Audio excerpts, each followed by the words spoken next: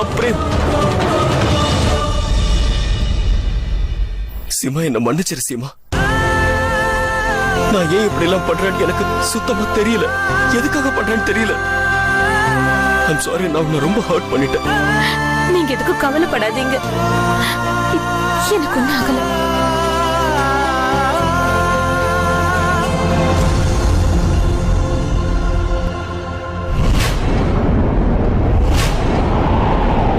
நீங்க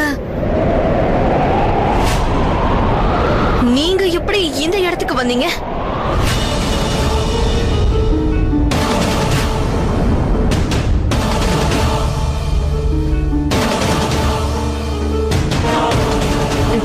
இல்ல, இதுக்கு வாய்ப்பே இல்ல. நீங்க இங்க வந்திருக்கவே கூடாது.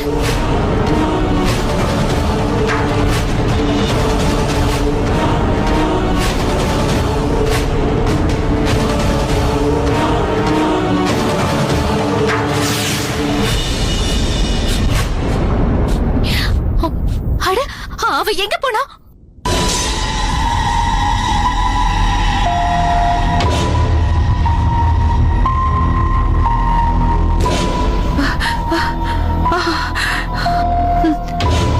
நீங்க அந்த லேடி தானே? சீமா சொல்லிக்கிட்டு இருந்தால அவங்க தானே நீங்க? போன ஜென்மத்துல உங்களை பார்த்து தானே அந்த இந்திராவதி பயப்படுவான்னு சொன்னாங்க. நான் உங்களை என்ன கேட்க வரேன்னா, இப்பவும் அவளால உங்களை எதிர்த்து போராட முடியாதுல்ல? அவ உங்களை பார்த்து, ஜெய் துர்கா தேவி, எங்களுக்கு தயவு செஞ்சு உதவி பண்ணுங்க, ஏதாவது பண்ணி எங்க குடும்பத்தை காப்பாத்துங்க, நாங்க உங்களை தான் நம்பி இருக்கோம்.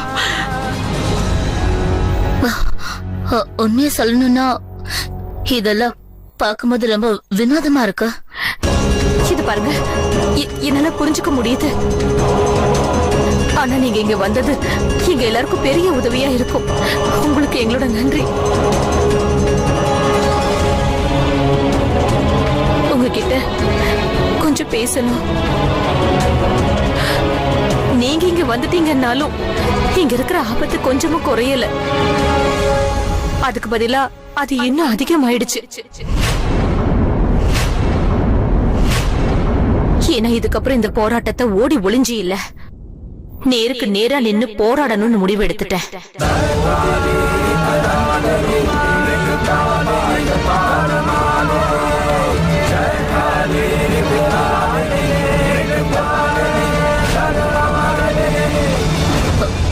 சீமா,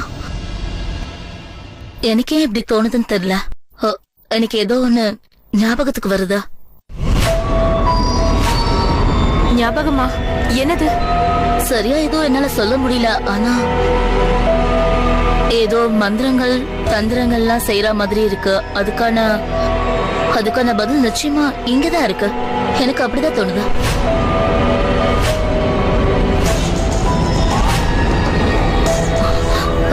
சீமா, நீ எதுக்கும் கவலைப்படாதா. இந்த போராட்டத்துல நிச்சயமா நான் உனக்கு துணையா இருப்பேன். இப்போ அந்த பொம்பளை பார்த்து கூட நிச்சயமா எனக்கு பயம் வராதுன்னு நினைக்கிறேன்.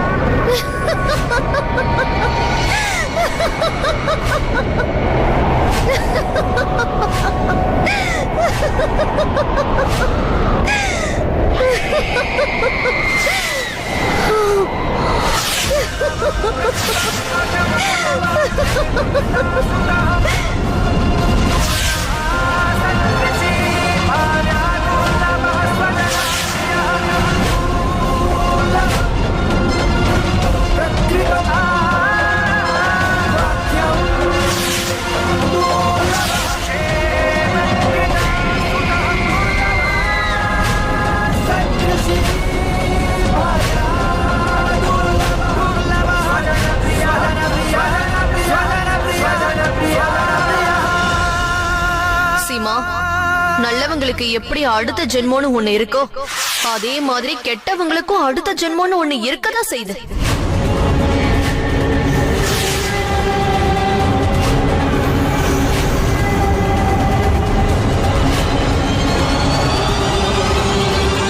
நீ எத்தனை ஜென்ம வேணாலும் எடுத்துக்க, ஆனா என்னைக்குமே தீய சக்தியால நல்ல சக்தியை ஜெயிக்க முடியாது.